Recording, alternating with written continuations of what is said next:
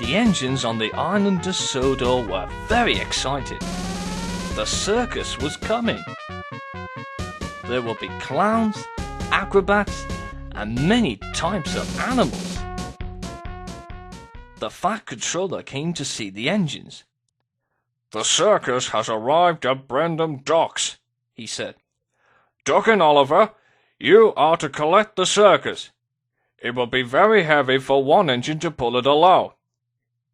Duck and Oliver were thrilled and puffed up to Brendam Docks. Thomas was disappointed. He wanted to pull the circus train. At the docks, Duck and Oliver collected the trucks. The acrobats and clowns climbed aboard the special circus coaches, and the animals climbed into their wagons. Duck took the animals and the performance, and Oliver and Toad took the big tent and the circus equipment, and the band started to play. "Off we go!" they whistled.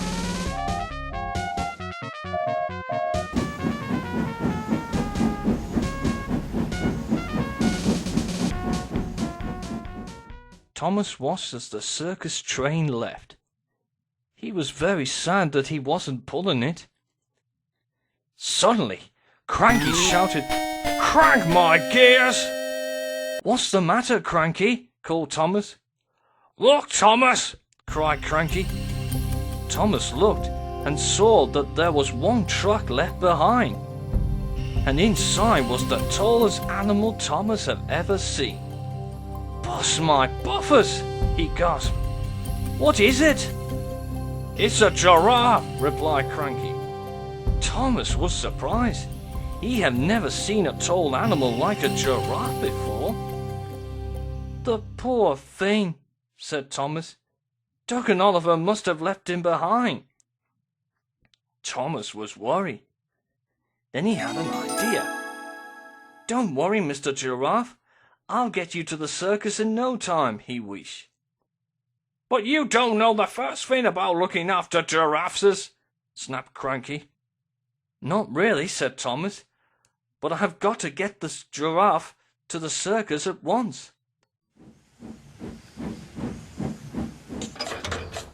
Thomas buffered up to the wagon and puffed away.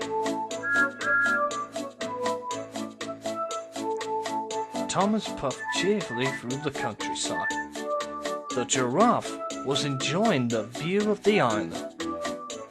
"I'll soon get you to the circus in no time, Mr. Giraffe," tooted Thomas.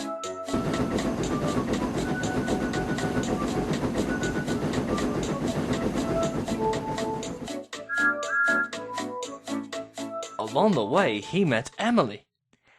"Hello, Thomas. What are you doing with that tall animal?" "It's a giraffe," replied Thomas, "and I'm taking him back to the circus."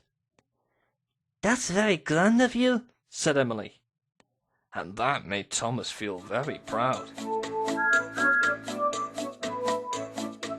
Thomas popped by Elizabeth at the level crossing. "Be careful with that tall animal," she called. But Thomas was already out of earshot. Thomas was approaching a low bridge. Vanilla was waiting at the signal.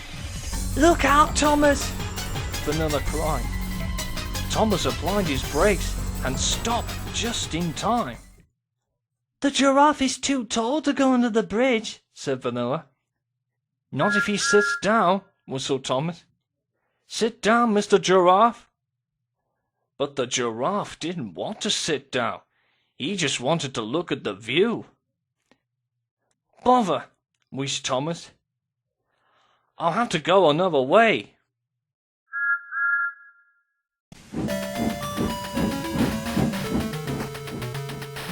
"Wait, Thomas," whistled Vanilla. "If you go that way, you'll be late." But Thomas had already gone.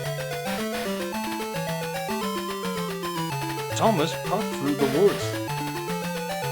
Just then, he saw a broken branch on the line in front of him. Thomas stopped. and his driver moved the branch off the line. Then Thomas heard chewing. He looked up. "Oh no!" cried Thomas. "Don't eat the trees, Mr. Giraffe!" But the giraffe wasn't listening.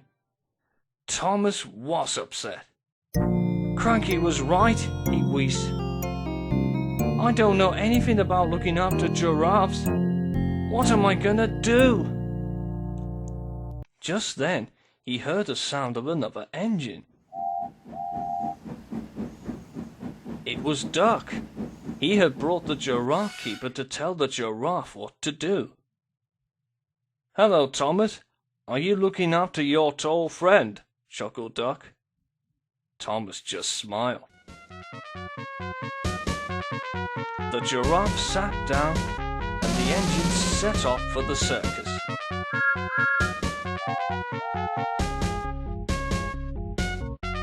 When they arrived at the circus, the fat controller and the ringmaster were very delighted to see that the giraffe is back. "Well done, Thomas," said the fat controller. "You did very well for getting the giraffe back to the circus." "Yes, sir," said Thomas. As he watched the giraffe reunited with the others, Thomas had never felt prouder to return his tall friend.